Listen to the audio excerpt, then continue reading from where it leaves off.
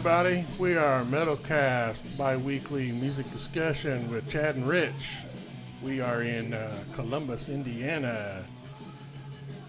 We're here to talk everything rock and metal. Listen to us on Apple, YouTube, and Spotify. And for questions, comments, suggestions, whatever, email us at mymetalcast@yahoo.com. What's happening, cuz? I'll just sit over here rocking the fuck out. Yeah, that was Goodnight Carnage version of The Road from Loudmouth. That's the band I play with. Right. So, jamming out. The Road. Fuck yeah. You guys did a great job on that. Oh, thanks, cuz. Appreciate it. Yeah, it was a lot of fun. Bob's a great dude. Yeah. Always awesome to hang out with him, and I'm just glad that he let us do it. Right. So, Well, that's a fucking awesome song, dude. oh yeah, fucking great. Well, we can kick right into some rock news. Yeah, let's do it. So, what do you got? Oh, nothing much, really. Just,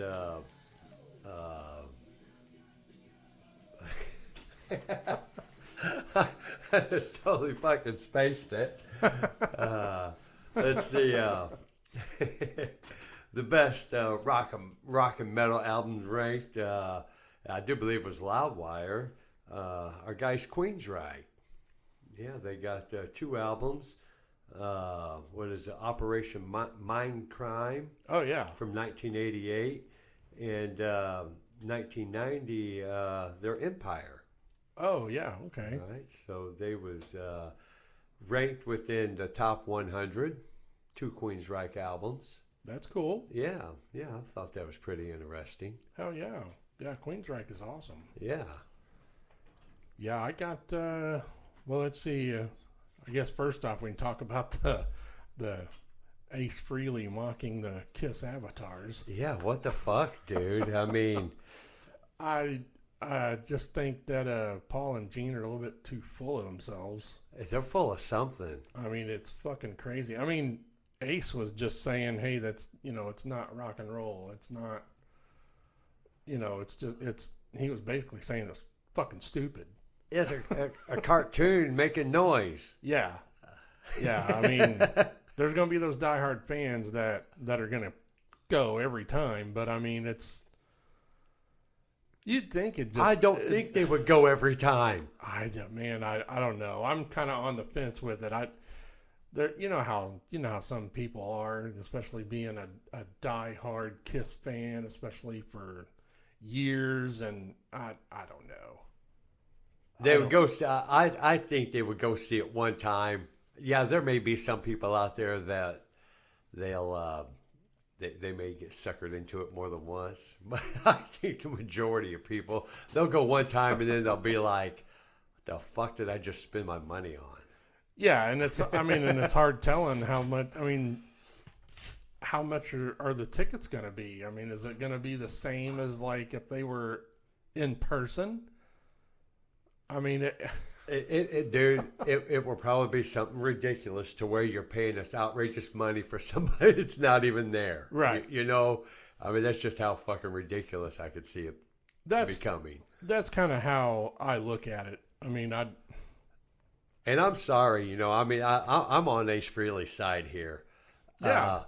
It is comical. I think,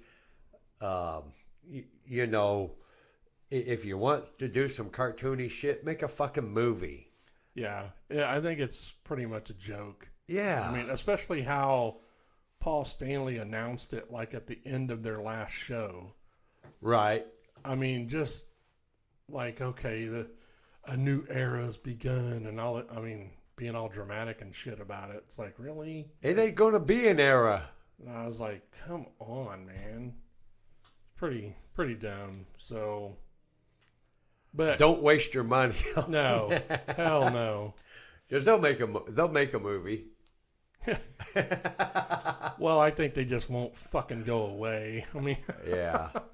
So, but anyway, Other news I got was former Marilyn Manson assistant did an appeal in the sexual assault case, sex discrimination, sexual harassment, sexual assault, interference with the exercise of civil rights. Oh, shit. Sexual battery, and intentional infliction of emotional distress. Oh, fuck. So they basically got, I guess at first it was turned down by a judge.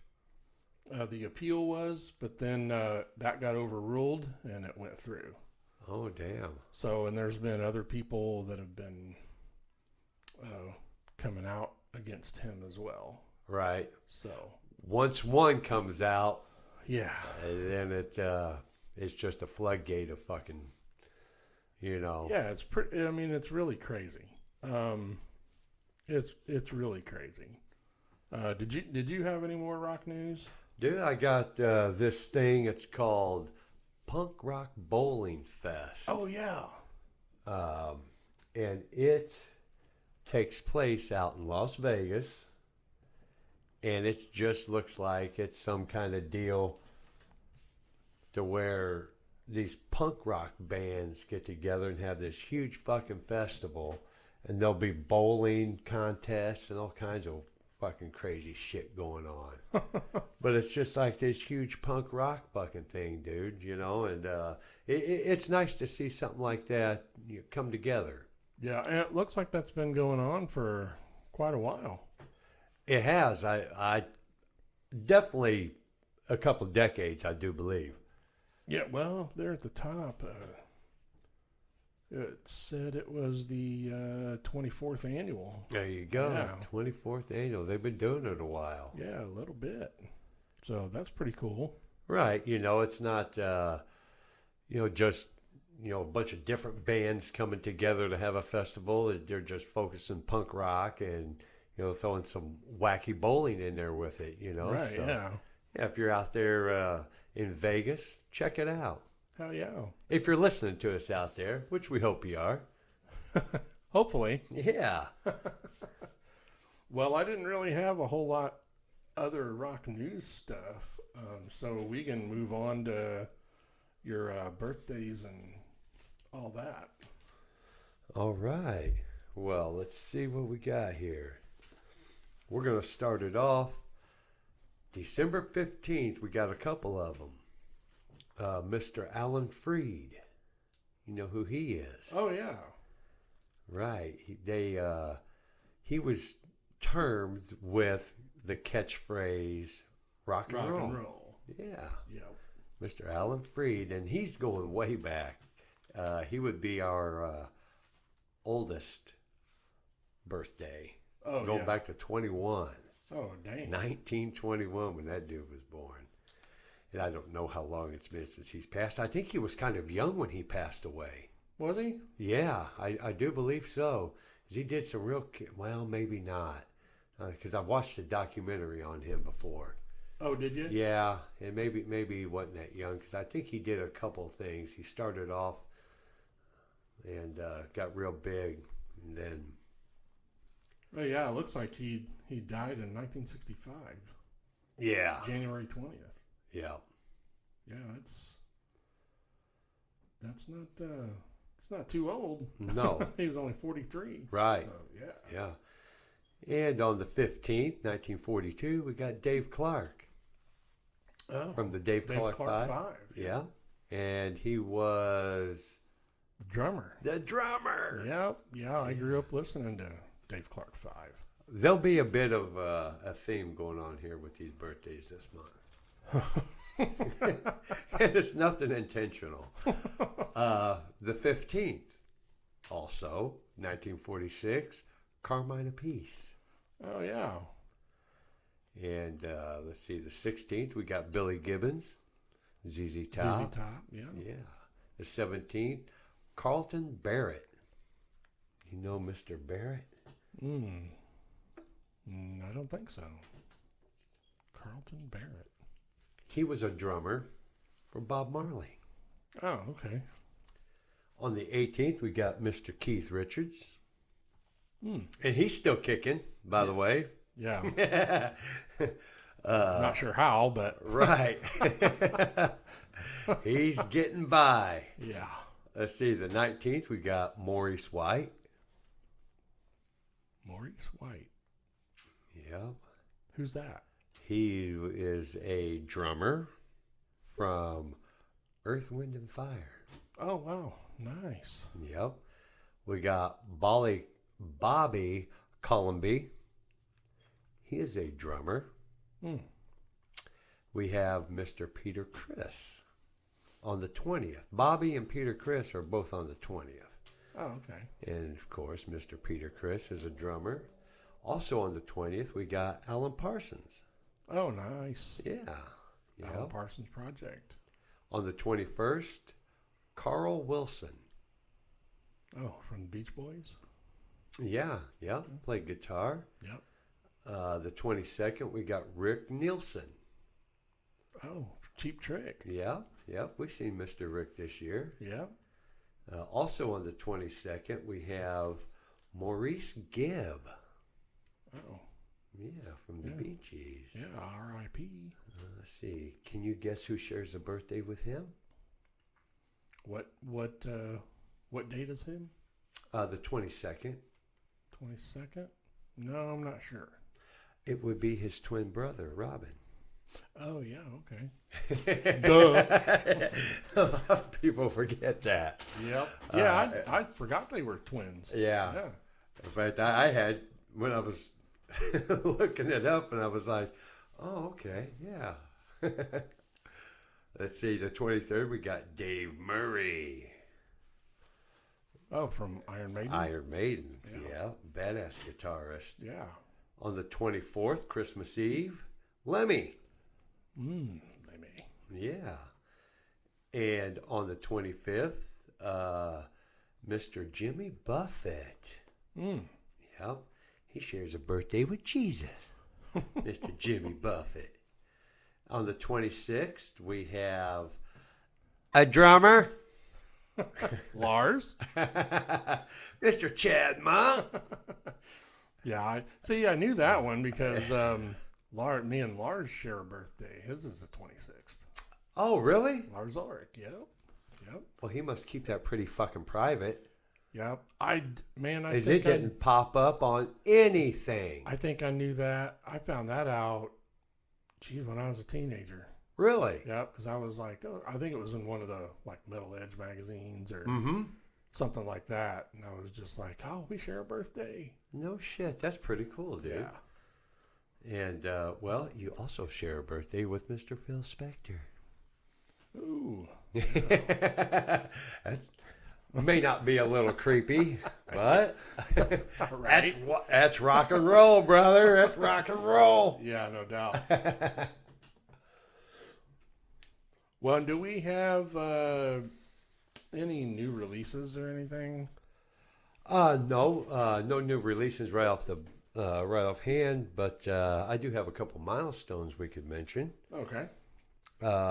On December 1st, 1989, Christmas Vacation was released. Cool. December 1st. Awesome movie. 1957, late October, Elvis Presley released the very first Christmas album, rock and roll Christmas album. Oh, okay. The very first rock and roll Christmas album Elvis Presley did. Yeah, if you guys hadn't noticed, this is our Christmas theme. This will be uploaded on the December 22nd. So, yeah. By the way, Merry Christmas. Yeah, this will be our last episode for the year. And hopefully, we'll have everything changed over in January sometime for to switch over to video. Right. We're working on that now. So. Yeah, we'll have something new for you guys out there.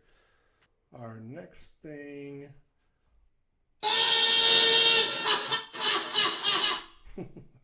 That's our off the rails thing. Right.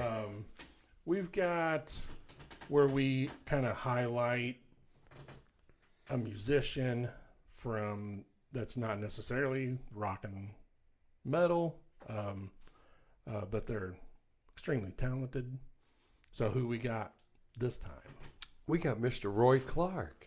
Yeah, Roy Clark. That's really going off the rails, buddy. Yeah, he. How far away can you get from heavy metal rock and roll?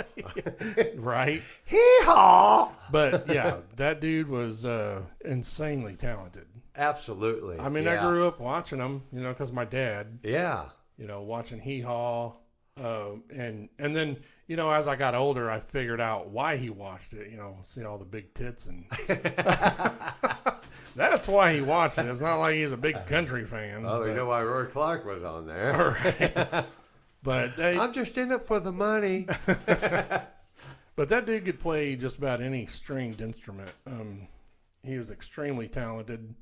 And he even played what they call the flamenco style guitar.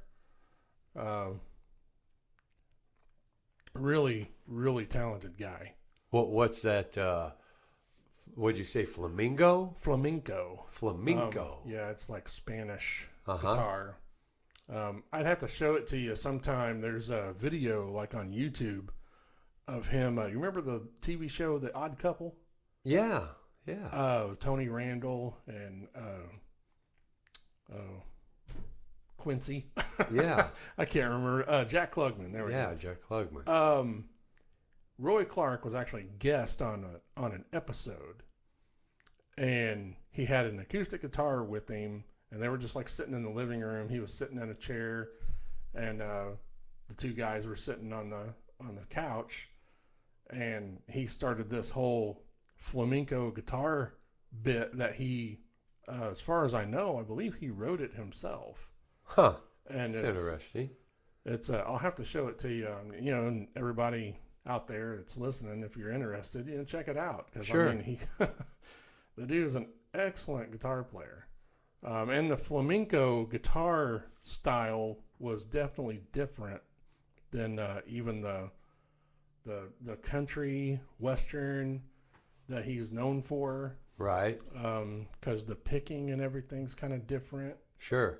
Even faster, if you can imagine that. Yeah. Just different techniques. Right. So, I mean, when I first saw it, I was blown away. I'd never heard him play anything like that before. Right. And I was like, man, and yeah. pretty freaking cool. And different instruments like, the fiddle, the harmonica, the banjo. Oh, you know, those are, what I would say, very different instruments. And he could play. And having knowledge of, Yep. Not like a guitar and a banjo, I mean, they're kind of similar. They're similar, but they're pretty different. Yeah, yeah. Pretty different.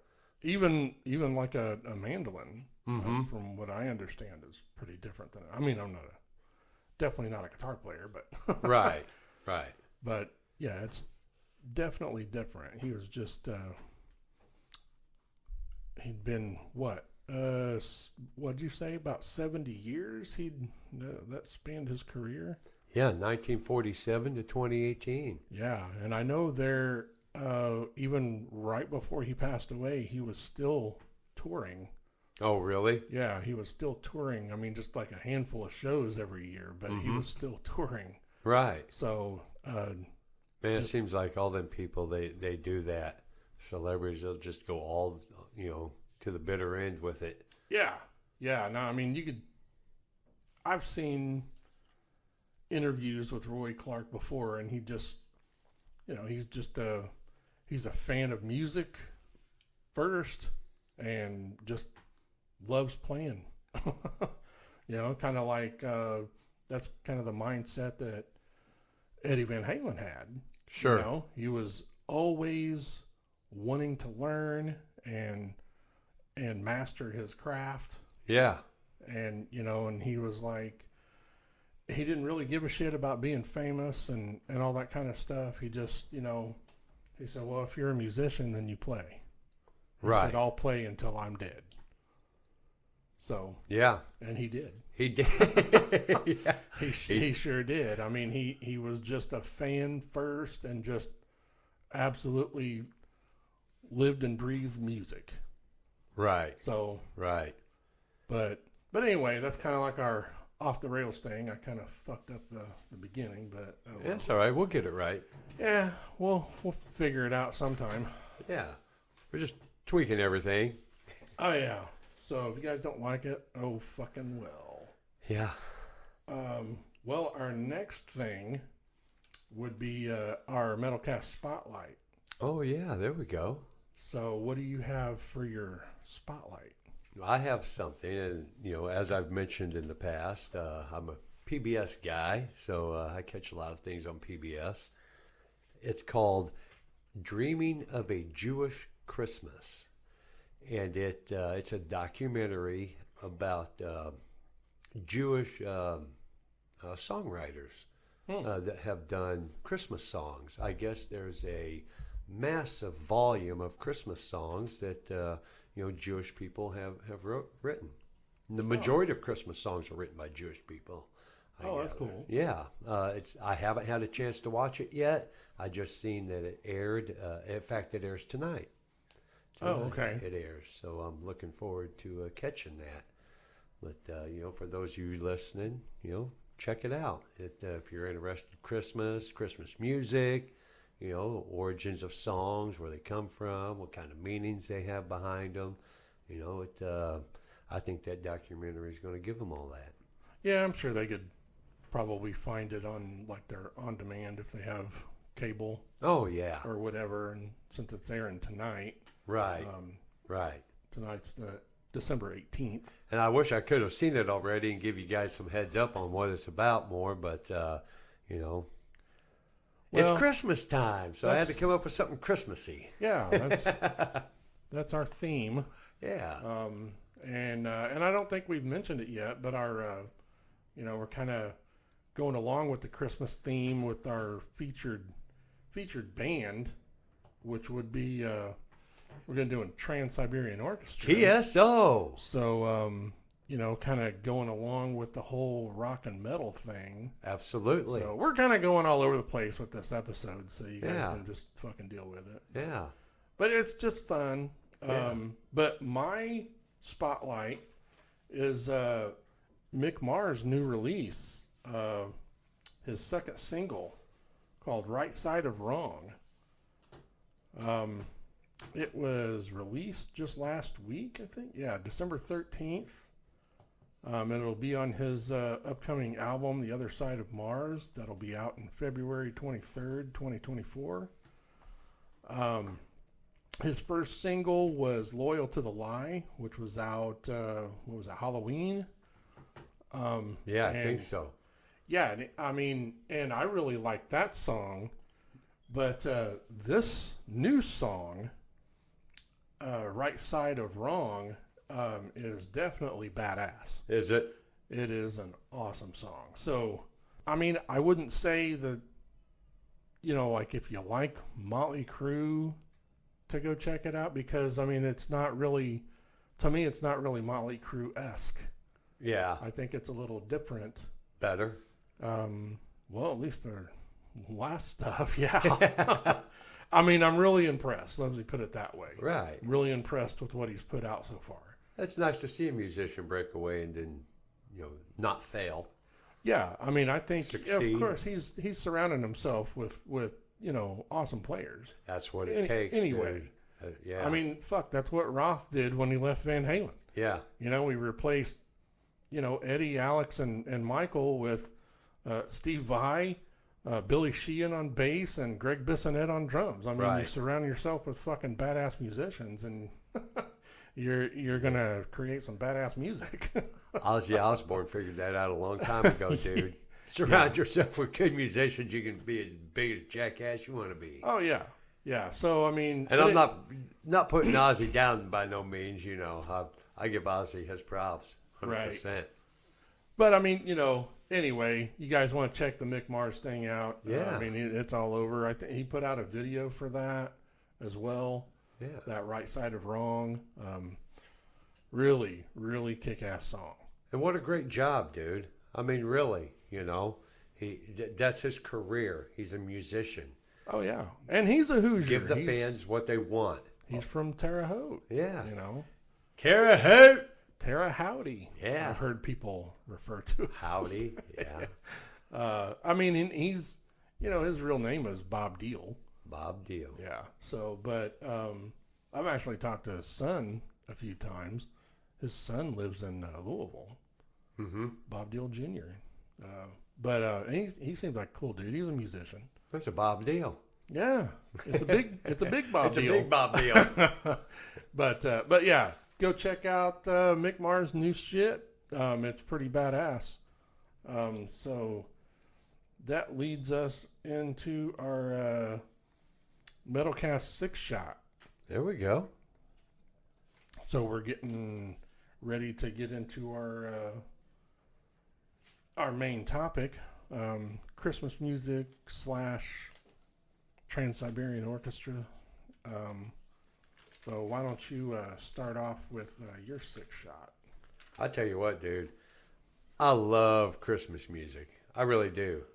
I love music, period. But Yeah. this time of year, I love Christmas. I love Christmas music. People give me shit because my radio in the car, it's tuned to Christmas music.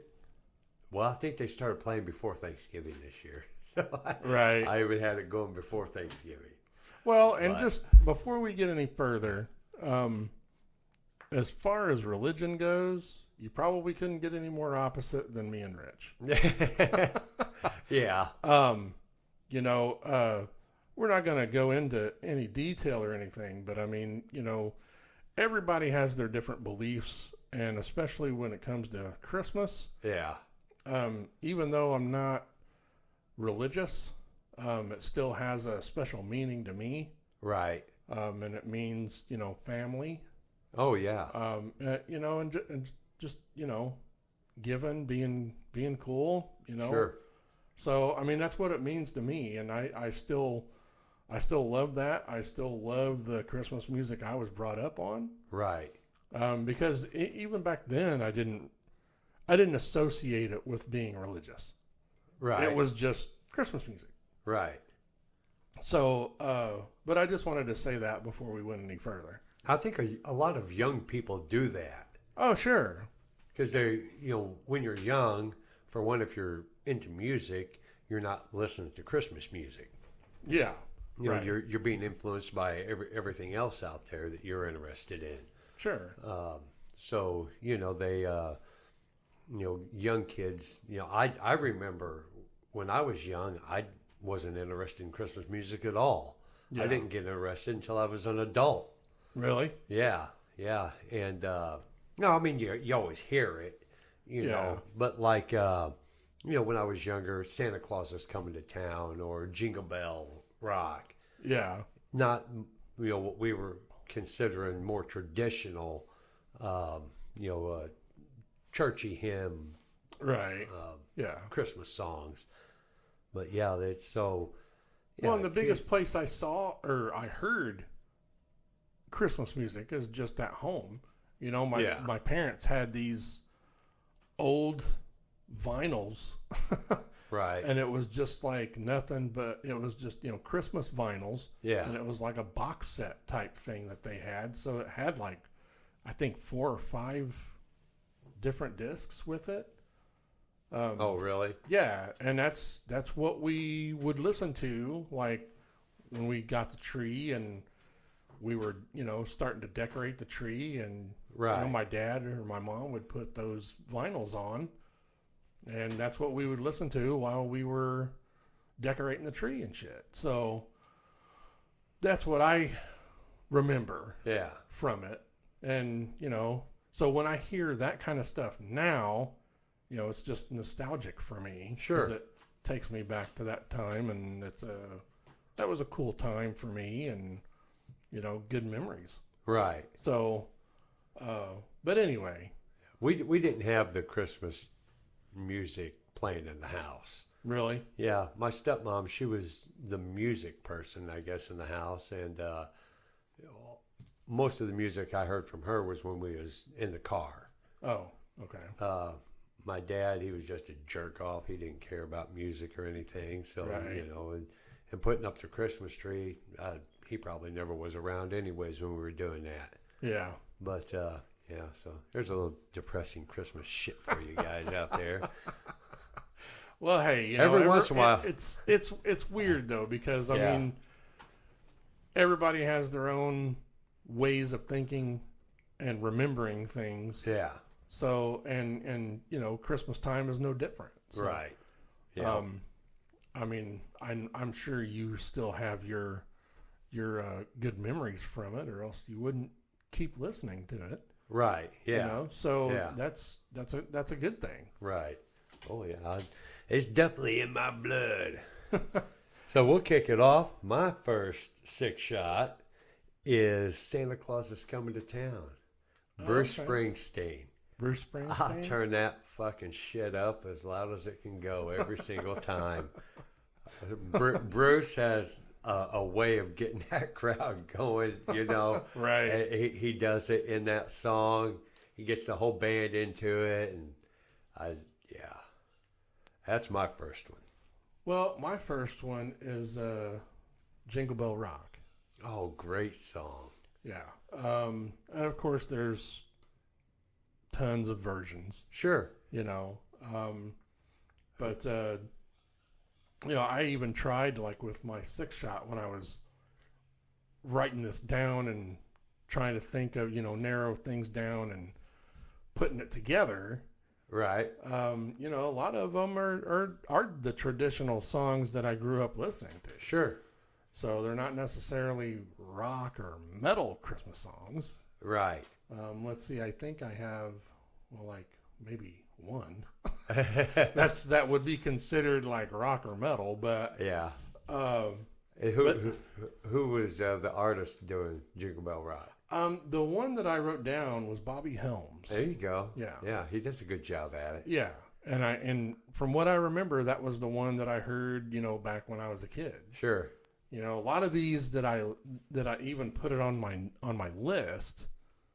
The person doing them, I mean, it was like in the fucking 40s or 50s when they came out. Right. Yeah. So, what's your second one? Stevie Nicks doing Silent Night. Oh, okay. Yeah, that's cool. Oh, absolutely beautiful. Beautiful. Stevie Nicks brings it in and takes it home. Oh yeah, yeah. Well, she's got a one of a kind voice. And she keeps the song traditional. She does it all the way through. There's, you know, some people when they do Silent Night, there's a verse they keep out of it. Mm-hmm. Stevie Nicks, I'm pretty certain every verse is in it, and you know that voice that she has, so beautiful with Silent Night. Oh yeah, yeah, definitely. Well, my second one is "It's the Most Wonderful Time of the Year." There we go. Yeah. I've always liked that one. That was the version I've always listened to is Andy Williams. Andy Williams. Yeah. Yeah. So, because I along with those one like box set albums, you know, my parents, especially my dad, had Andy Williams vinyl and Oh, did yeah. Yeah. yeah. So Cool. I remember seeing that. So what's your next one? Chuck Berry doing Run Rudolph Run. Oh yeah, that's a good one. You know, like that Santa Claus is Coming to Town, gets me going every time. Yeah. I just love it hearing it, you know, and the lyrics of it. You know, he brings in, you know, a little boy getting a Christmas present, little girl getting a Christmas present. Right. You know, it's an all around rocking Christmas song. Yeah. You know, you got the kids in it, you got presents in it, you got Santa Claus, you got Rudolph in it. Right. You know? Hell yeah. And Chuck Berry nailed it. Absolutely nailed it. Oh, he was awesome. Yeah. Well, my next one is Carol of the Bells. Great Christmas song. I didn't write down like a specific artist on that one. Mm-hmm. I mean, there's so many freaking versions of it. Right. The one that I do remember from way back when was the instrumental version, which was on that like box set of Christmas vinyl my parents had. Yeah. I've just always loved that. Sure. That's probably my favorite Christmas song. Yeah. What's your next one? Mine is an instrumental. It happens to be by Trans-Siberian Orchestra. It's the Boughs of Holly. Oh yeah, that's cool. Yep. And there's a lot of Christmas songs that have been done instrumental, and they just do an absolutely great job with that. Oh yeah. Well, I mean, and we'll get into the discussion here in a bit, but yeah, Trans-Siberian Orchestra, they're excellent musicians. Sure, yeah. It's absolutely. basically, Christmas music put, in the style of metal. Yeah. I mean, that's the easiest way to describe it. Yeah. Yep. But my next one is actually by TSO as well. There we go. And it's a Christmas/Sarajevo 1224. Yeah. And it's their kind of like their take version of Carol of the Bells. Sure. Which I know it's a little bit different. It's not the traditional, but I like how they do it. Mm-hmm. And I think it sounds awesome. Right. So what's your next? Mr. Rob Halford. Ooh. God Rest Ye Merry Gentlemen. Oh, okay. Cool. Yeah. He does a real great job with that. Has the metal aspect to it. He's got that voice. And it's really good. Rob Halford does several Christmas songs, but he really, I think he does a great job with that one. Oh yeah, yeah. I've heard his Christmas album, and it's pretty cool. Yeah, yeah. My next one, and you're probably gonna laugh. I'm sure. I mean, people probably give me shit about this. But it is what it is. Yeah. It's This Christmas by Wham. Wham! So, but I've always liked that song. Dude, they do a great job with it. Yeah, I mean there's a reason it's so popular. Yeah, it's a great song. Yeah, George Michael, he does a great job singing. Oh yeah, absolutely. He was an excellent singer. Yeah, yeah. No, I would give you no shit for that. Absolute Christmas songs. I'll even listen to the ones that I've never heard, or an artist that I usually don't listen to. Right. Listen to them because chances are it's hard to go wrong with a Christmas song. Yeah. Well, and the girls like that song too. My girls. Yeah. Isla and Sammy, they like that. It ranks up there with one of my favorites. Oh yeah, yeah. So you've got one more, right? I do. What's that? And actually, it's two because I couldn't pick just one. But I had to throw Dolly Parton in. Oh, okay. And Dolly Parton does Hard Candy Christmas.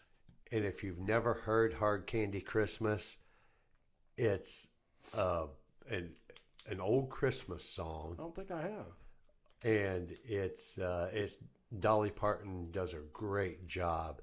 It's kind of, she's got her little storytelling aspect to it. Yeah. And it's a very good song. Kind of reminds you of being poor and Christmas being this, spectacular surprise, and kind of gives you that feel. But it's great song. And Mary, Did You Know?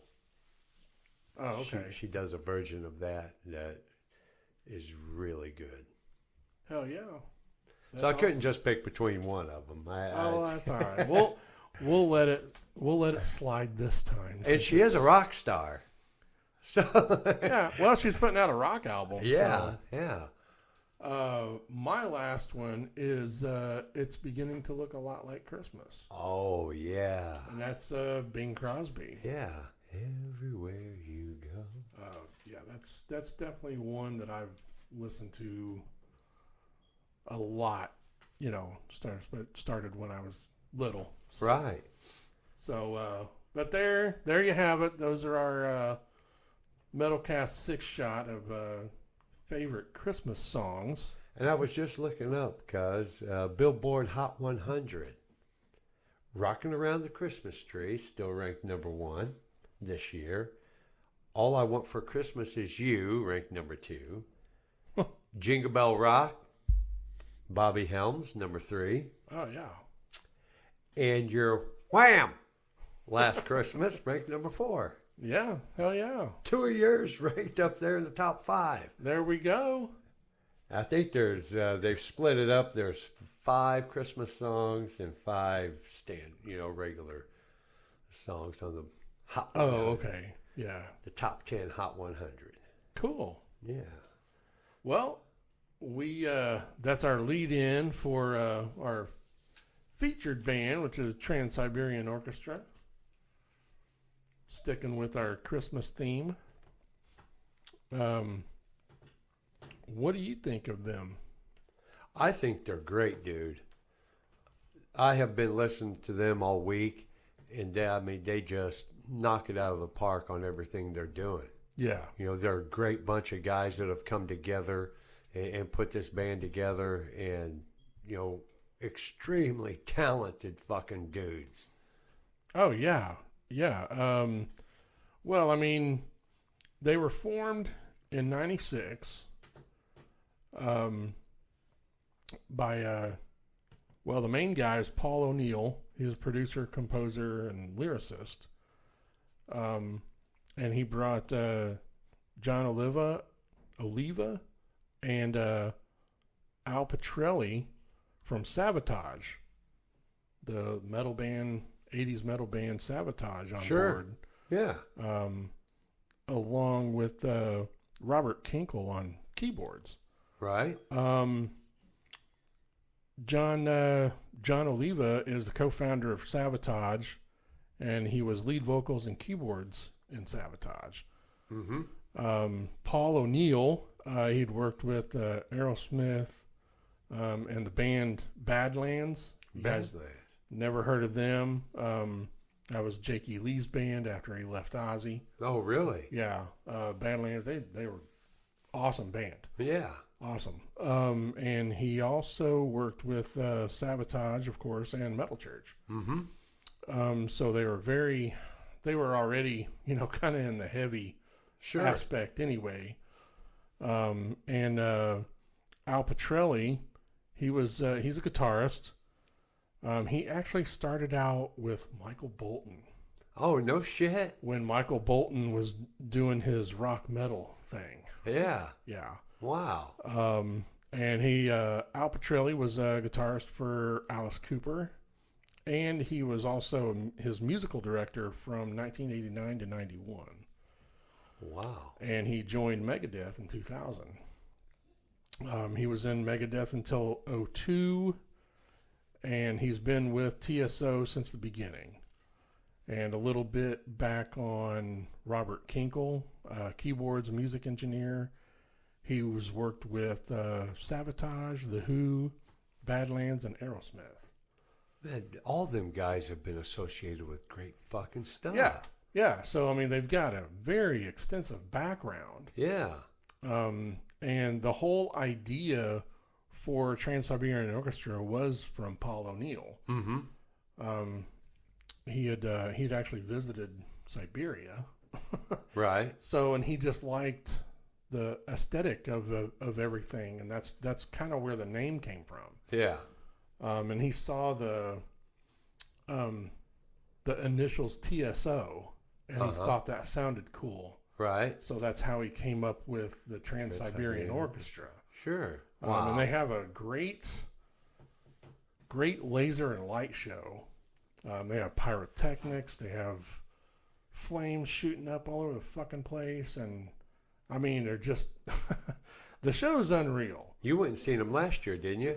Was it last year or the year before? I think it was the year before. The year before? Yeah. Me and the girls went, and the tour they were on, it was called Christmas Stories and other, I think it was Christmas Eve and Other Stories, I think it was what it was called. Uh-huh. And they kind of had like a narrator. So parts of it were a little boring, and the girls didn't really like that. Right. Honestly, I didn't really either. Yeah. But when they played, it was awesome. Sure. You know, and like I said, their light show is awesome. Their pyrotechnics, I mean, flames shooting out. They even have like these custom-made boom lifts. Really? That they put the, guitarists in. Yeah. And they've got like these lights all around. It kind of looks like a freaking spaceship or some shit. Wow. I mean, just awesome stuff. And the drummer that was playing with them when we saw them was Blas Elias, the drummer of Slaughter. Oh, wow. Yeah. They've got like a couple different drummers, touring drummers. Mm-hmm. And that's the thing I was going to mention next. Key touring musicians. Like I said, Blas Elias is drummer for Slaughter, 80s metal band, hair metal band, whatever you want to say. And Joel Orchestra. He's been with them from 2010 to present. He's the current Whitesnake guitarist. Oh, yeah. He was with them when we saw him. Yeah. He's also worked with Night Ranger, Amy Lee, Michael Sweet, and he is in a band with Michael Sweet called Iconic, and the drummer of that is Tommy Aldridge from Whitesnake and Ozzy. Yeah. And some of the other key touring musicians would be Alex Skolnick, guitarist of Testament, and Jeff Plate. He has been with them since the beginning. He's a drummer, and he was a longtime drummer of Metal Church. Oh, really? Yeah, he actually. Wow. That's the reason why. Around 2016 or 17 or so, he left Metal Church. Because TSO was getting busier and busier and busier. Right. Their shows were getting bigger and bigger, so he left Metal Church to be with TSO full time. Yeah, they're packing some pretty big venues. Yeah, where we saw him at was at Gainbridge Fieldhouse. Right. They're in Indy, and I mean it's a pretty big place. Right, you can get several thousand people in there. Yeah, it was I don't know what capacity is at Gainbridge, but it's... Yeah, I'm not sure, but I mean, they're... If you guys ever get a chance, check it out. Make sure you check it out, because they are freaking awesome, especially if you like Christmas music and you like metal or rock. They put the two together, and they're freaking awesome. Right. So you guys go check them out if you ever get a chance. Their tickets weren't bad. I think they were about, $60 a piece. Right. Something like that. Yeah. So it wasn't bad. And we weren't like down on the floor. We were kind of up in one of the sections, but to me, we had a perfect view of everything. Right. Yeah, sometimes at a venue it's better to be up a little bit than being down on the floor or the lower seating. Yeah, I don't like doing that anymore anyway. Yeah. I'm just not, I'm not at a big venue like that. Right. No, where there's a shit ton of people. Yeah. That kind of bothers me now. Yeah. And everybody forcing for the front. Yeah, right. Yeah. Or you got to stand there for 6 or 7 hours. Yeah, I'm getting too old to do that shit anymore. Well, how many albums does TSO have? It looks like 9 or 10. Right. They've got some EPs. Their last one was in 2015. I thought they had something earlier than that. But that Christmas Eve and Other Stories, the tour that I saw, that me and the girls saw last couple of years ago, that was like their um, one of their special things they were touring, because that was out in '96. That was like the first thing they ever put together. Oh, really? Yeah. Mm-hmm. So, but it was cool. I think people liked them from when they first hit the scene. Oh yeah, yeah. They've just gained popularity, Sure. ever since they came out. Right. And you got a similar band would be Mannheim Steamroller. Sure. They're kind of similar. Yeah. They came out, I believe, in the '80s. Right. Awesome musicians that they've had running through TSO, and you guys ever get a chance, go check them out. Yeah, and they're not only Christmas music, so. Right. Yeah, they've done other stuff too, like the Beethoven stuff, and it's really cool. Right. But they know what the hell they're doing. oh yeah. So in closing, go check out TSO if you guys ever get a chance, and email us at mymetalcast@yahoo.com. Look for sometime in January, we're going to be going to video. Absolutely. So like I said before, we're working on that right now. You can listen to us on Apple, YouTube, and Spotify. Check out our past episodes. This is episode number 6. This will be uploaded on December 22nd, just for reference. And our local mentions is, you guys, anybody's local around Columbus, Indiana, go check out 13th Floor. They're in Seymour, Indiana, not far from us.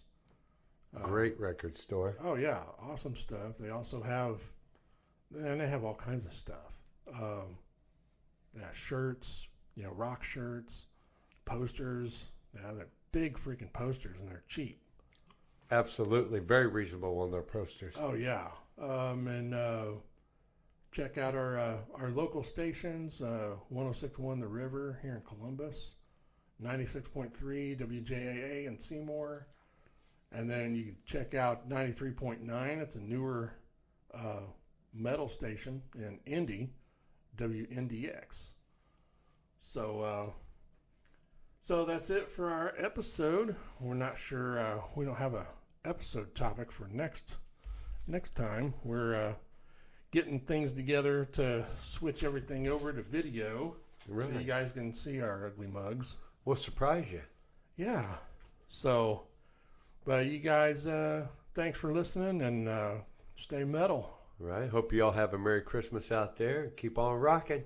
And just to let you guys know, our good friend Ralph Feddersen will be playing at Forefathers Brewing in Valparaiso, Indiana, December 22nd, which happens to be a Friday. And he will be playing Saturday the 23rd at Haymarket Brewery and Tap Room in Bridgman, Michigan. So if anybody out there up around the northern Indiana area would like to catch them at one of those shows, or if you're up there in Michigan, go check out a great musician doing some great things with music. Yeah, definitely. So yeah, you guys make sure to stay metal, and we will catch you next time.